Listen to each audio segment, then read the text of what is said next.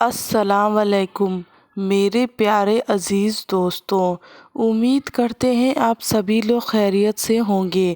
آپ سبھی کی دعاؤں اور اللہ کے کرم سے میں بھی خیریت سے ہوں۔ آج میں حاضر ہوں آپ کے سامنے ایک اور نیا بیان لے کر۔ یہ بیان ہے مفتی سلمان اظہری صاحب کا۔ آئیے مل کر سنتے ہیں بیان کو۔ الحمد للہ وکفا وسلام علی حبیبہ المصطفیٰ اما بعد فاعوذ باللہ من الشیطان الرجیم بسم اللہ الرحمن الرحیم وما اللہ بغافل عما يعمل الظالمون انما يؤخرهم لیوم تشخص فیہ الابصار صدق اللہ مولانا العظیم۔ بارگاہ رسالت مآب صلی اللہ تعالی علیہ وسلم میں درود پاک کا ہدیہ پیش کریں۔ اللہم صلی علی سیدنا و مولانا محمد معدن الجود والکرم وآلہ واصحابہ الکرام وابنہ الکریم وبارک وسلم صلاة دائمتا سرمدا ابدا۔ اردو میں ایک مشہور محاورہ ہے، ایک چھوٹا سا اگرچہ ٹکڑا ہے لیکن بہت معنی خیز ہے۔ لمحے نے خطا کی صدیوں نے سزا پائی۔ کبھی کبھار ایسا ہوتا ہے کہ ایک چھوٹے سے لمحے میں خطا ہو جاتی ہے اور اس کی سزا صدیوں تک رہتی ہے۔ اسی لیے ہمیشہ ایک بات یاد رکھیں کہ ہم سے ہونے والی غلطیوں کا تعلق کس بات سے ہے۔ اپنی ذات سے ہے تو اس کی تلافی ہو سکتی ہے، لیکن کسی اور کی ذات سے ہے پھر یہ دیکھنا ہوگا کہ وہ ذات کون ہے۔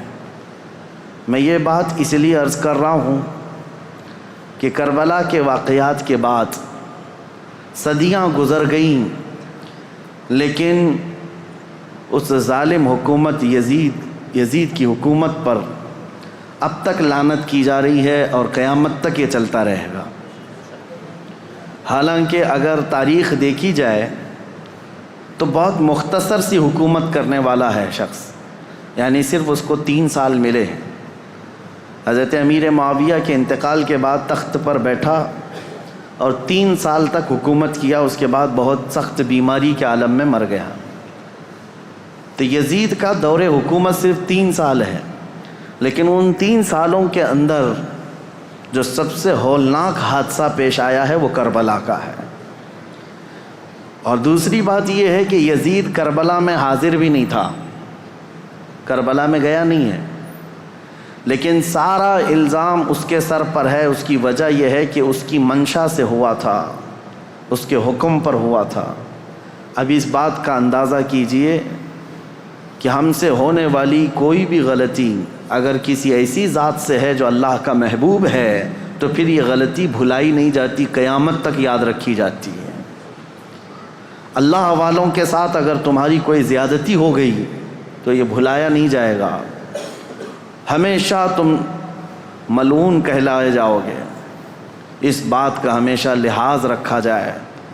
اللہ کے ولیوں سے جو جنگ لیتا ہے، حدیث قدسی میں ہے، میرے آقا صلی اللہ تعالیٰ علیہ وسلم کی زبان سے اللہ کریم خود ارشاد فرماتا ہے، من عادی لی ولیا فقد آذنتہ بالحرب، جس نے میرے کسی ولی سے دشمنی مول لی، رب تعالیٰ فرماتا میں اس کو جنگ کا اعلان کرتا ہوں، میرے ساتھ اسے جنگ کا اعلان کرتا ہوں۔ تو اللہ سے جنگ کرنے کا کون یہاں پر کس کی جرأت ہے اور کس کی جسارت ہے؟ تو جو اللہ والوں سے جنگ کر لیتا ہے، دشمنی کر لیتا ہے، گویا کہ وہ رب تعالیٰ سے دشمنی کر رہا ہے اور جنگ کر رہا ہے۔ اس کا خاص خمیازہ دیکھا ہم نے۔ جن لوگوں نے اہل بیت اطہار کے ساتھ دشمنیاں کی ہیں وہ آج تک اللہ تبارک و تعالیٰ کے غضب کا شکار ہیں، آج تک اس کے غضب کا شکار ہیں۔ کسی بھی قوم کے اندر پوری دنیا گھوم کر کے آئیں، یزید کی ذریت کو یا اس کے کاموں کو اچھا کہنے والی کوئی بڑی جماعت آپ کو نہیں ملے گی۔ اکا دکا کوئی ایسا گمراہ شخص ہو، بددین ہو، بدعقیدہ ہو تو اس کی بات الگ، لیکن اتنی 14 صدیوں کے اندر ہزاروں ائمہ اکرام آئے، ہزاروں علماء اعظام آئے، لاکھوں کی تعداد میں صالحین آئے، کسی نے بھی اس کے کاموں کو اچھا کبھی نہیں بتایا۔ ایک وجہ یہ بھی ہے میرے عزیزو، اس نے زندگی میں کبھی کچھ اچھے کام کیے ہوں گے لیکن اس کا فرق نہیں پڑتا، برائی غالب آ جاتی ہے، اور وہ بھی برائی ایسی کہ رسول اللہ صلی اللہ تعالیٰ علیہ وسلم کے نواسے کا اور ان کے خاندان والوں کا اس طرح سے قتل کر دینا کہ جس کو رہتی دنیا تک یاد کیا جاتا ہے۔ اب ان کے بعد حالات کیا ہوئے، جیسا کہ میں نے اعلان کیا تھا 10 مجالس محرم میں کہ ما بعد کربلا کیا ہوا تھا، کربلا کے بعد کے حالات کیا ہیں۔ کربلا کی جنگ ختم ہوتی ہے حضرت امام حسین کی شہادت پر، جب آپ کا سر مبارک الگ کر دیا گیا تو یہ جنگ ختم ہو گئی۔ جشن منایا یزیدیوں نے، تقریباً 22,000 کا جو لشکر تھا اس میں کئی مرے بھی تھے، لیکن جلد بازی میں سارے جتنے بھی شہداء تھے سب کو ادھر ادھر بکھیر دیا گیا، لیکن چند سروں کو انہوں نے جمع کیا، خاص طور پر مولا امام حسین رضی اللہ تعالیٰ عنہ کا سر، کیونکہ دلیل کے طور پر انہیں یہ لے کر کے جانا تھا یزید کے دربار میں کہ دکھایا جائے کہ ہماری جنگ بھی ہوئی اور ہم نے کاٹ بھی دیا ہے، ختم کر دیا ہے۔ کبھی کبھار انسان حیوانیت کا شکار ہو جاتا ہے اور اتنا گرتا ہے کہ جانور بھی ایسا نہیں کرتے۔ اسی لیے امام غزالی کی وہ بات یاد رکھو کہ انسان کی 3 قسمیں ہیں، کبھی افضل ہو جائے تو فرشتوں سے بھی افضل بنتا ہے، اور کبھی نیچے گر جائے تو یہ جانوروں سے زیادہ ذلیل ہو جاتا ہے۔ جانور اپنی برادریوں میں سے کسی کا ایسا بہشکار یا ایسا قتل نہیں کرتے جیسا انسان انسانیت کا کرتا ہے، انسانوں کے ساتھ کرتا ہے۔ تو بہرحال جس نبی کا کلمہ پڑھتی تھی یہ جماعت، اس نبی کے اس نواسے کو جس کو رسول اللہ بے حد محبت کرتے تھے اور جس کے متعلق یہ فرمایا تھا کہ یہ جنتی جوانوں کا سردار ہے، اس کو کاٹ کر کے لے جا رہے ہیں، سر بھی لے کر کے جا رہے ہیں ساتھ میں۔ اور جب کربلا سے نکل کر کے یہ سب سے پہلے آئے تھے کوفہ کی سرزمین، یہیں تو امام حسین کو بلایا گیا تھا کہ آپ آ جائیے، یہاں سے آپ کو امیر المومنین منتخب کیا جائے گا۔ اسی کوفہ میں امام حسین کا سر لایا گیا تھا۔ کوفہ والوں پر اہل بیت اطہار کی طرف سے ایک غضب بھی ہے، اور آج دنیا میں دھوکے کے نام سے اگر کوئی چیز جانی جاتی ہے تو کوفہ، کسی کو اگر کہہ دیا جائے کہ کوفی ہے تو ایک محاورہ ہے، مثل بن گئی ہے کہ دھوکہ دینے والے کو کہتے ہیں، کیونکہ وہ دھوکے میں مشہور ہو گئے ہیں، بہت مشہور ہو گئے۔ تو کوفہ میں جب سر لایا گیا تو لوگوں کا ایک تانتا بند گیا دیکھنے کے لیے، اور عبید اللہ بن زیاد جو وہاں کا گورنر تھا اس کے پاس سر رکھا گیا تو اس نے اس کی بے حرمتی بھی کی، کہا حسین اگر تم یہاں نہ آتے تو تمہارے ساتھ یہ نہ ہوتا۔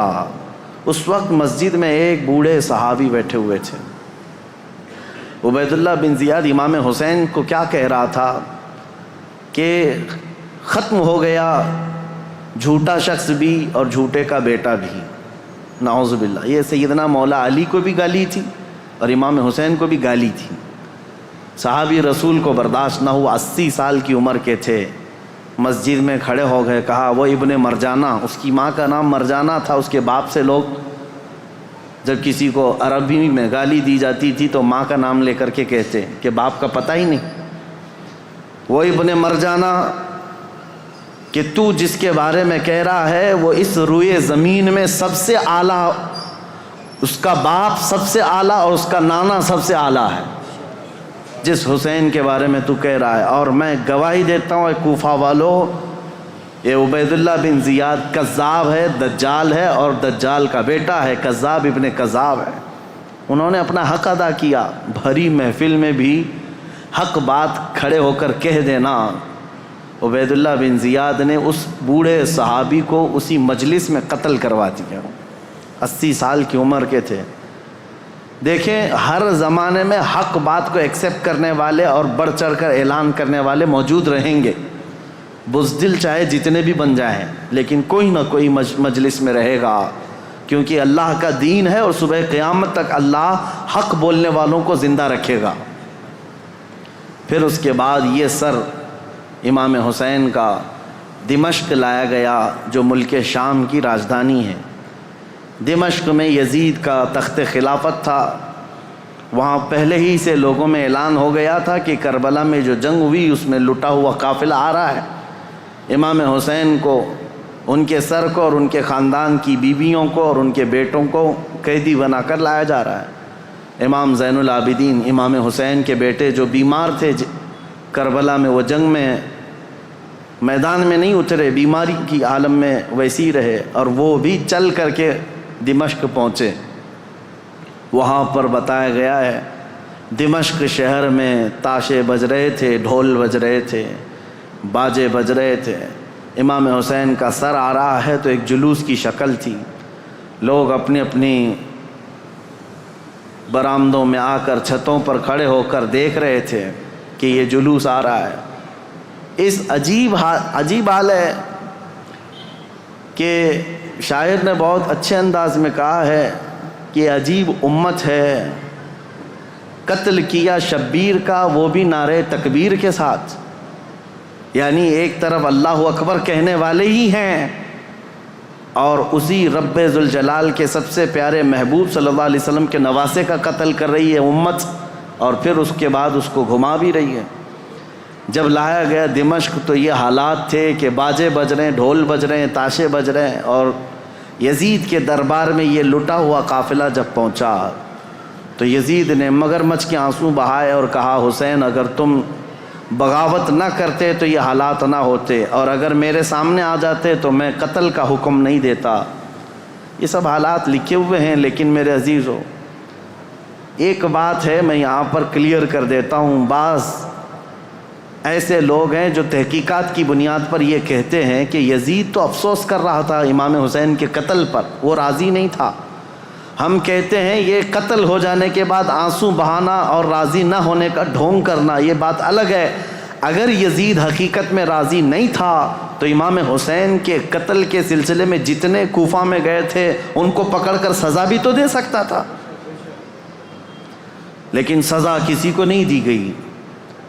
اس کا کیا مطلب ہے؟ ایک طرف تم رو کر کے لوگوں کو بتا رہے ہو کہ میں اس سے راضی نہیں تھا، اگر تم راضی نہیں تھے تو عبید اللہ بن زیاد، عمر بن سعد، شمر، خولی، یہ جن لوگوں نے مولا حسین کے ساتھ ظلم کیا اور ان کے بچوں کو مارا ہے، یزید بھرے دربار میں بلا کر کہتا کہ انہوں نے میری رضا کے خلاف کام کیا ہے، رسول اللہ کے بیٹے کا قتل کیا، لہٰذا ان کا قتل ہوگا، کہیں تاریخ میں نہیں ملتا ہے۔ تو لہٰذا یہ ڈھونگ رچانا یہ ایسا ہی ہے میرے عزیزو کہ صرف اتنا بیان دے دینا کہ ہمیں کھیت ہے، ہمیں افسوس ہے، یہ تو پولیٹیشین جیسے آج بھی کرتے ہیں، سیاسی لوگ، قتل ہو جائے، پورا کا پورا گاؤں جل جائے اور اس کے بعد تم ایک اسٹیٹمنٹ دے دو کہ ہمیں کھیت ہے، ہمیں افسوس ہے اس بات کا۔ تو کیا اتنا کہہ دینے سے ساری چیزیں ختم ہو جائیں گی؟ اسی لیے میں نے تقریر کی شروع میں ہی کہا لمحے نے خطا کی صدیوں نے سزا پائی۔ کبھی ایک لمحہ خطا ہو جاتی ہے اور اس کی سزا قیامت تک قائم رہتی ہے۔ یہی یزید نے کیا، 3 سالہ دور تھا اس کا، صرف تاریخ میں موجود ہے اس کی حکومت صرف 3 سال چلی، لیکن ان 3 سالوں کے اندر جو اس نے ہولناک یہ حادثہ کیا ہے تو اس کی مذمت اور اس کی وجہ سے اس پر لعنت یہ صدیوں تک جاری رہے گی۔ امام حسین کا سر مبارک جب آیا وہاں پر تو عجیب حالات تھے، کچھ صحابہ بھی وہاں موجود تھے، انہوں نے یہ روایت بھی بیان کی ہے۔ دمشق کے دربار میں جب امام حسین کا سر لایا گیا اس وقت سیدہ زینب رضی اللہ تعالی عنہا نے ایک خطبہ دیا تھا وہاں یزید کے دربار میں، پردے میں تھیں لیکن انہوں نے حالات بیان کیے تھے، وہ کرب ہے، وہ درد ہے ان کے خطبے میں، انہوں نے جھنجھوڑ رکھا تھا، حتیٰ کہ جو یزیدی دربار میں کھڑے تھے وہ بے اختیار رونے لگ گئے تھے، چاہے جیسا بھی پتھر دل ہو لیکن پگھل گیا تھا۔ تو یزید نے یہ دیکھا کہ ہمارے یہاں پر حالات خراب نہ ہو جائیں، اس نے یہ سارا نظام بند کروا دیا، لوگوں کو باہر کروا دیا۔ تو امام حسین کے سر کو بار بار وہ چھڑی لگا کر بات کرتا تھا، اور اس کے بعد تاریخ میں یہ موجود ہے کہ امام حسین رضی اللہ تعالیٰ عنہ کا سر مبارک، اس میں روایات میں اختلاف ہے، بعض نے کہا امام زین العابدین کے ساتھ مدینہ طیبہ لایا گیا، بعض میں شہر اسقلان میں رکھا گیا جو ملک شام کا ایک علاقہ ہے، تہخانے میں رکھا گیا تھا، اور تقریباً 450 سال کے بعد وہاں سے مصر لایا گیا قاہرہ میں۔ قاہرہ میں آج بھی امام حسین کا سر مبارک دفن ہے، جو وہاں کی تحقیقات ہیں وہ جہاں پر بھی ہے، لیکن ایک بات تو طے ہے، اللہ تبارک و تعالیٰ نے ان کے متعلق فرمایا ہے کہ ان کو مردہ نہ کہو، وہ جہاں ہیں زندہ ہیں، شہید ہیں۔ اب جب مدینے یہ قافلہ آیا تو بڑا غمگین ماحول تھا پورے مدینے کا۔ مدینے والوں کو پہلے سے خبر تھی۔ حضرت ام سلمہ رضی اللہ تعالیٰ عنہ میرے آقا صلی اللہ علیہ وسلم کی ایک زوجہ ہیں، حضور کی بیوی۔ ایک مرتبہ حضور اکرم صلی اللہ تعالیٰ علیہ وسلم بیٹھے ہوئے تھے، اچانک آپ کی آنکھوں میں آنسو آئے۔ حضرت ام سلمہ نے پوچھا یا رسول اللہ صلی اللہ علیہ وسلم یہ آنسو کس بات کے؟ کہا کہ مجھے جبرائیل نے آ کر یہ خبر دی ہے کہ میرے اس لخت جگر فاطمہ کے بیٹے کو میری امت شہید کر دے گی، مار ڈالے گی، مجھے اس بات کا قلق ہے، دکھ ہے۔ اور جبرائیل نے ایک شیشی میں مجھے مٹی لا کر کے دی، وہ اس کربلا کے میدان کی، اور وہ حضرت ام سلمہ کو دے دیا۔ حضور نے کہا کہ یہ شیشی سنبھال کر کے رکھنا، جس دن دیکھنا کہ اس کی مٹی لال ہو گئی تو سمجھ لینا کہ میرا بیٹا شہید ہو گیا۔ تو حضرت ام سلمہ رضی اللہ تعالیٰ عنہ اس وقت موجود تھیں، باحیات تھیں، رسول اللہ صلی اللہ علیہ وسلم کی زوجہ۔ وہ کہتی ہیں کہ وہ شیشی میں نے رکھی تھی، اور جس دن یہ کربلا کا واقعہ پیش آیا اس دن انہوں نے خواب بھی دیکھا حضور صلی اللہ تعالیٰ علیہ وسلم کو، کہ نبی کریم صلی اللہ تعالیٰ علیہ وسلم گرد و غبار جھاڑتے ہوئے اپنے لباس کو جھٹکتے ہوئے تشریف لا رہے ہیں۔ تو حضرت ام سلمہ نے حضور کو خواب میں دیکھ کر پوچھا یا رسول اللہ صلی اللہ تعالیٰ علیہ وسلم کون سے لمبے سفر سے آپ تشریف لا رہے ہیں کہ گرد و غبار آپ جھاڑتے ہوئے تشریف لا رہے ہیں؟ میرے آقا صلی اللہ تعالیٰ علیہ وسلم نے فرمایا ام سلمہ، میری امت کے اشقیاء نے میرے بیٹے کو اور میرے خاندان کو کاٹ دیا، قتل کر دیا کربلا کے میدان میں۔ ان کی سب کی لاشیں میں جمع کرتا کرتا سب کو دیکھتا ہوا وہاں سے آ رہا ہوں، کربلا کے میدان سے تھکا ہوا۔ حضرت ام سلمہ کہتی ہیں کہ میں گھبرا گئی، یہ خواب دیکھی تھی رات کو۔ صبح وہ جلدی اٹھتی ہیں، یہ عاشورہ کا دن تھا، وہ فرماتی ہیں کہ میں جلدی سے جا کر اس شیشی کو یاد کرتی ہوں جو میرے آقا صلی اللہ علیہ وسلم نے مجھے زندگی میں دیا تھا، وہ ویسی سنبھالی رکھی ہوئی تھی۔ جا کر دیکھا تو اس شیشی کے اندر مٹی نہیں، پورا خون جمع تھا۔ حضرت ام سلمہ کہتی ہیں میں نے مدینے والوں کو اسی دن اطلاع دے دی کہ اے اہل مدینہ، رسول اللہ کا بیٹا شہید ہو گیا۔ اس وقت کوئی ٹیلی گرام نہیں تھا اور نہ ہی کوئی ایسی تیز خبریں لانے والا انٹرنیٹ یا موبائل یا فون کا سسٹم تھا، مواصلات تو نہیں تھے۔ خبریں جو آتی تھی کوئی قاصد خبر لے کر کے آتا تب پتہ چلتا، وہ بھی خبریں کبھی 8 دن کے بعد 10 دن کے بعد پہنچتی تھی، لیکن مدینے والوں کو اسی دن خبر پہنچ گئی تھی کہ امام حسین کا قتل ہو گیا۔ یہ حضرت ام سلمہ نے خبر دی تھی۔ مدینے والوں نے آ کر کے پوچھا کہ یہ حالات ایسے ہو گئے۔ اس کے بعد پھر اس دن سے لے کر ہر دن مدینے والے انتظار میں رہتے کہ رسول اللہ کا یہ خاندان اہل بیت کب یہ واپس مدینے آئیں گے۔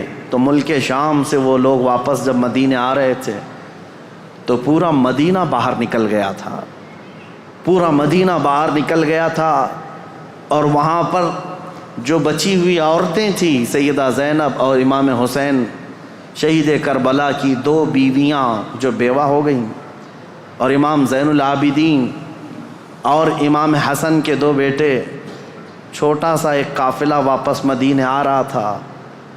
تو مدینے والے کہتے ہیں جیسے ہی وہ قافلہ مدینے کے اندر آیا تو لوگوں کی ایسی چیخیں بلند ہو گئیں، لوگ دیکھتے رہ گئے، کیونکہ رسول اللہ کے گھر کے کچھ افراد مدینے میں ابھی بھی موجود تھے۔ حضرت بی بی صغرا اور امام حسین کی اور ایک بیوی یہاں پر موجود تھی۔ سب انتظار کرتے رہ گئے، اور جیسے ہی یہ لٹا ہوا قافلہ آیا تو مدینے والے کہتے ہیں ایک وہ دن تھا جب رسول پاک صلی اللہ تعالیٰ علیہ وسلم کی وفات ہوئی، اس دن مدینہ سب سے زیادہ رویا تھا، اور دوسرا یہ دن تھا جب امام حسین کا قافلہ، لٹا ہوا قافلہ مدینے میں داخل ہوا تھا تو مدینہ سب سے زیادہ رویا تھا۔ امام زین العابدین بیمار سجاد جیسی ہی مدینے میں داخل ہوئے، سیدھے روضہ رسول پر حاضر ہوئے، اپنے اس قافلے کو لے کر روضہ رسول پر حاضر ہوئے۔ لوگ دھاڑے مار مار کر روتے تھے۔ امام زین العابدین کربلا کی پوری داستان رسول اللہ کو سنا رہے تھے کھڑے ہو کر، کہہ رہے تھے یا اللہ کے رسول، نبی محترم، نبی محتشم، آپ کے اس لاڈلے نواسے کو جو آپ کے کندھوں پر بیٹھ کر سواری کرتا تھا، آپ کا وہ لاڈلا نواسا جو آپ سجدے میں جائیں تو پیٹھ پر سوار ہو جاتا تھا، اس لاڈلے نواسے کو اشقیاء کی جماعت نے بغیر پانی دیے، بغیر کھانا دیے ذبح کر دیا۔ یا اللہ کے رسول، ہم نے اپنی آنکھوں سے دیکھا ہے آپ کے اہل بیت اطہار میں سے 6 ماہ کے علی اصغر کو بھی انہوں نے تیروں سے چھلنی کر دیا، آپ کے گھر کے ہر جوان بچے کو گھوڑوں پر سے دوڑا کر کے ان کی لاشوں کی بے حرمتی کر دی۔ جب امام زین العابدین رو رو کر کے یہ بیان کرتے تو مدینہ، جتنے لوگ تھے مدینے کے وہاں موجود، سب چیخیں بلند ہو گئی، کئی لوگ تو وہاں غش کھا کر گر گئے تھے اس غم کی داستان پر۔ اس کے بعد امام زین العابدین جب تک زندہ رہے، کبھی ان کو کسی نے ہنستے ہوئے نہیں دیکھا، کبھی مسکراتے ہوئے نہیں دیکھا۔ بعض روایتیں بتاتی ہیں کہ امام زین العابدین رضی اللہ تعالیٰ عنہ کو لوگ ہنسانے کی کوشش کرتے ہیں، کہتے کہ وہ حالات ہو گئے ختم، اب تو آپ معمول کے حالات پر آ جائیں۔ آپ یہی فرماتے کہ جس کے سامنے اس کے گھر کے سارے افراد کو 3 دن کی پیاس اور بھوک کے بعد ٹکڑے ٹکڑے کر دیے گئے ہوں، اور تم اس شخص سے ہنسنے کی امید رکھتے ہو، اس سے مسکرانے کی امید رکھتے ہو۔ امام زین العابدین کو کبھی کسی نے مسکراتے نہیں دیکھا، کبھی وہ کسی قصاب کی دکان کے پاس سے گزرتے تو روتے کھڑے ہو جاتے ہیں۔ قصاب دکانوں پر جیسی امام زین العابدین آتے، گوشت پر چادر اڑا دیتے تھے، اور لوگ یہ کہتے کہ وہ کچا گوشت دیکھتے ہیں تو رو پڑتے ہیں کہ میرے گھر کے خاندان کے سارے افراد کا گوشت اسی طرح سے بکھرا ہوا تھا۔ وہ کسی ذبح کرتے ہوئے جانور کو دیکھتے تو رو پڑتے تھے، ان کی آنکھوں سے آنسو نکل آتے، اور یہی کہتے کہ لوگ تو جانوروں کو پانی پلا کر ذبح کرتے ہیں، میرے باپ کو لوگوں نے 3 دن کی پیاس کے بعد ذبح کیا تھا۔ تو ان کے غم کے برابر تو میں سمجھتا ہوں دنیا کا غم ہی نہیں ہے امام زین العابدین کا۔ لیکن میرے عزیزو، قرآن کی یہ آیت بالکل برحق ہے۔ میرا مولا فرماتا ہے وَمَا اللَّهُ بِغَافِلٍ عَمَّا يَعْمَلُ الظَّالِمُونَ، اللہ ظالموں کے کام سے غافل نہیں ہے، بے خبر نہیں ہے، ہر ظالم اپنے انجام کو پہنچے گا ضرور۔ حالات کروٹ لیتے ہیں، یزید کا دور حکومت ختم ہو گیا، اس کے بعد یزید کا بیٹا معاویہ تخت نشین ہوا، 6 مہینے صرف خلافت چلی، اس کے بعد یہ خاندان کی وراثت ہی ختم ہو گئی۔ معاویہ کے بعد، یعنی یزید کا بیٹا جو معاویہ تھا، اس کے بعد پھر اس خاندان میں خلافت ہی ختم ہو گئی۔ مروان کی حکومت چلی، مروان کے بیٹوں کی حکومت چلی، لیکن اس اثنا میں ایک شخص مختار ثقفی نام سے کوفہ کی سرزمین سے ابھرتا ہوا ایک نوجوان نکلا۔ وہ اہل بیت کا جانثار تھا، محب تھا، چاہنے والا تھا۔ وہ کوفہ کی ساری طاقت و قوت کو اس نے جمع کر لیا، اور اسی دن سے اس نے طے کیا کہ رسول اللہ کے خاندان کے ساتھ جو ہوا ہے میں اس کا بدلہ لے کر کے رہوں گا، میں کفارہ ادا کروں گا۔ تھا تو کوفہ کا رہنے والا، اور اس نے اپنی پوری مجتمع طاقت کو لے کر وہاں کی سارے لوگوں کو جمع کر لیا۔ اس کے بعد پھر ایک بعد دیگرے لوگوں کو ڈھونڈنا شروع کیا، اور جو تاریخ ہے میرے عزیزو، اس نے پیچھا کیا سب سے پہلے اس شمر کا جس نے امام حسین کی گردن الگ کی تھی۔ اور ایک لمبا واقعہ ہے، میں مختصراً یہ بتاتا ہوں۔ وہ شمر چھپتا چھپاتا کوفہ چھوڑ دیا، جا کر کے ایک کھیتی میں رہنے لگا، اور اس کے بعد پھر وہاں سے بھی چھپ کر کے کسی کسان کے ساتھ رہتا تھا۔ لیکن مختار ثقفی نے قسم کھا لی تھی کہ ہر اس شخص کو میں قتل کروں گا جو کوفہ سے نکل کر کربلا کے میدان میں امام حسین کے مقابل میں گیا تھا، اور جتنے گئے ہوئے تھے ان کو چن چن کر کے وہ قتل کرتا گیا، مارتا گیا، اور اس کے بعد پھر شمر مل گیا، اس کو اس نے اتنی بری طرح سے قتل کیا کہ اس کے ٹکڑے بکھیر دیے، اور اس کے بعد کتوں کو کے سامنے اس کے ٹکڑوں کو ڈال دیا جو امام حسین کا قاتل تھا۔ پھر خولی بن یزید تھا ایک شخص، اور ایک شخص تھا جو امام حسین کے جسم اقدس پر پیر رکھ کر کے ان کو گرایا تھا، وہ تو پہلے ہی مر گیا۔ تو مختار ثقفی نے کہا کسی بھی کوفی کو مرنے کا بھی حق نہیں ہے بغیر سزا لیے ہوئے ہے۔ اس نے اس کی قبر کھدوا دی اور اس کے بعد اس کی لاش کو جلوا دیا، کہا یہ عبرت ہے لوگوں کے لیے۔ اور اس کے بعد عبید اللہ بن زیاد جو گورنر تھا، اس کی جنگ ہو گئی ابراہیم ایک اور گورنر بصرہ کے گورنر کے ساتھ، اور وہ حاوی ہو گیا، عبید اللہ بن زیاد کی فوج ماری گئی۔ پھر عبید اللہ بن زیاد گرفتار ہو کر کے آیا تو مختار ثقفی گیا اور کہا کہ یہ شخص میرے حوالے کرو، یہی ہے پورے کربلا کی داستان کا اصل مجرم۔ کوفہ کا گورنر بن کر کے آیا، امام مسلم کو قتل کیا، ہانی بن عروہ کو قتل کیا، اور اسی نے بھیجا تھا کربلا میں۔ پھر عبید اللہ بن زیاد کو اس نے گرفتار کر کے چوراہے پر کھڑا کیا، اور اس کے بعد اس کے ساتھ بھی وہی حشر ہوا میرے عزیزو، جس کو بیان نہیں کیا جا سکتا، کہ وہ موت مانگتا تھا لیکن کوئی اس کو وہاں پر مکمل قتل کرنا بھی نہیں چاہتا تھا۔ اور مختار ثقفی اس کی انگلی کاٹتا اور اس کے بعد کہتا کہ درد کیسا لگتا ہے، کبھی اس کا کان کاٹتا اور کہتا درد کیسا لگتا ہے، تو نے رسول اللہ کے چھوٹے چھوٹے بچوں کو قتل کیا، آج تیری انگلی کٹنے پر تو گوارا نہیں کر پاتا، برداشت نہیں کر پاتا۔ اس حسین ابن علی نے کیسے گوارا کیا ہوگا جب 6 مہینے کے بچے کی گردن میں تم نے تیر ڈال دیا تھا۔ کئی دنوں کی اس مشقت کے بعد عبید اللہ بن زیاد کو بھی قتل کر دیا گیا، ختم ہو گئے، اور جتنے گئے ہوئے تھے عمرو بن سعد سب مارے گئے، ایک بھی نہیں بچا۔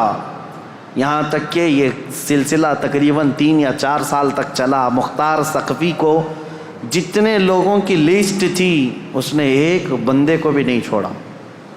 اسی لیے یہ تاریخ میں بات رقم ہے کہ کربلا کے میدان میں جتنے بھی مقابل میں آئے تھے، عبید اللہ بن زیاد کی اگوائی میں آنے والی یہ پوری جماعت 22,000 کی، ان میں سے ایک شخص بھی نہیں بچا، اور تاریخ میں ساتھ یہ بھی لکھا گیا ہے ان میں سے کسی ایک کی نسل بھی نہیں چلی، کسی ایک کی نسل بھی نہیں چلی۔ اب یہاں دیکھیے تاریخ کا کیسا عجیب منظر ہے، 22,000 ختم ہو گئے 4 سال کے اندر، اور نسل بھی نہیں چلی، اور امام حسین کے ٹکڑے کر دیے گئے، لیکن نسل 14 صدیوں سے اب بھی چل رہی ہے، اب بھی چل رہی ہے۔ حسینی سادات ہر جگہ موجود ہیں میرے عزیزو۔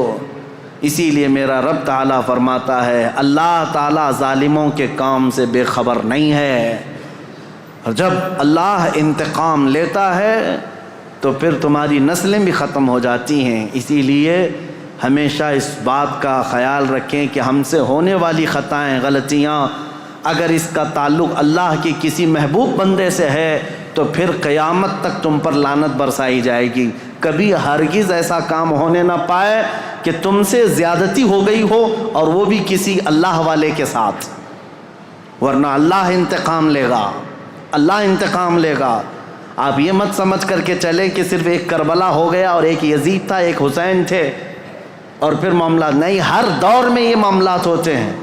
آج بھی آپ کو یہی نصیحت کر رہا ہوں کہ کبھی تمہاری طرف سے کسی ایسی شخصیت کو تکلیف نہ پہنچاؤ جو اللہ والا ہے، اللہ کا محبوب بندہ ہو، ورنہ ہوگا یہ کہ اس کا انتقام اللہ لے گا، اللہ کی طرف سے ہوگا۔ ایک مشہور بزرگ ہیں، وہ حضرت شیبہ، مجذوب بزرگ تھے، بیٹھے رہتے تھے بازار میں، اور ایک بڑے سیٹھ آدمی نے اپنی بیوی کو شاپنگ کے لیے لایا اور اس کے بعد وہ اس کی عورت کو عمدہ لباس پہنا کر کے بازار میں چل رہا تھا۔ یہ جو حضرت شیبہ ہیں، بزرگ ہیں، ان کا پیر کیچڑ میں ایسے گر گیا تو کیچڑ اچھل کر کے بیگم کی لباس پر کیچڑ آ گیا۔ تو سیٹھ کو بڑا غصہ آ گیا کہ میری بیگم کے نئے نئے کپڑے جو ہے نا کیچڑ میں خراب ہو گئے، اور یہ بوڑھا شخص اس نے ایسا کیا۔ تو آیا زوردار 2 تماچے لگا دیا اس بزرگ کو، حضرت شیبہ کو۔ پاگل دیوانہ کہیں کا، نظر نہیں آتا، کیچڑ میں پیر ڈال دیا، میری بیگم کے مہنگے لباس کو تو نے گندا کر دیا۔ اس بزرگ نے کچھ نہیں کہا، بابا معاف کر دو، غلطی سے میرا قدم گر گیا۔ کہا کیسی غلطی؟ دامن پکڑ کر کے کھینچنے لگا۔ بیگم آئی اور کہا چھوڑ دو، یہ اللہ والے ہیں، ان کے بارے میں لوگ جانتے ہیں۔ کہا کہاں کا اللہ والا؟ کیسا اللہ والا؟ اس کو دکھاوا تھا، اس سیٹھ کو اپنی بیگم کے سامنے اپنی پہلوانی دکھانی تھی، مارا توڑا سب کیا، گھر گیا۔ اسی شام کو گھر کے اوپر سیڑھیوں سے اس کا پیر پھسلا، نیچے گرا اور ایسا گرا کہ سر کا کھوپڑی باہر آ گئی، بھیجا باہر آ گیا، جگہ پر انتقال ہو گیا۔ یہ واقعہ میں اس لیے بتا رہا ہوں، مکافات عمل کیا ہے۔ اس کی بیگم نے ہلہ کرنا شروع کیا کہ یہ معاملہ اسی وجہ سے ہوا، آج اس بزرگ کو اس نے مارا، اسی وجہ سے میرا شوہر آج مر گیا۔ لوگ جمع ہوئے، سب کے پاس یہ عورت یہی کہتی تھی کہ اسی وجہ سے ہوا ہوگا، اسی وجہ سے ہوا ہوگا۔ لوگوں نے کہا چلو ہم پوچھتے ہیں ان سے، کیا آپ نے ایسی بد دعا کر دی اس بندے کو کہ مر ہی گیا بیچارہ؟ تو ایک حلوائی کی دکان پر یہ بیٹھے ہوئے مل گئے، لوگ آئے جو ذمہ دار تھے گاؤں کے، کہا کہ بابا اس نے 2 تھپڑ کیا لگائے، آپ نے اس کو ایسی بد دعا کر دی کہ اس کی تو جان چلی گئی، وہ تو ختم ہی ہو گیا۔ کہا کیسے ہوئے؟ لوگوں نے بتایا سیڑھیوں سے گرا اور نیچے گرا تو بھیجا ہی باہر آ گیا، مر گیا ہے۔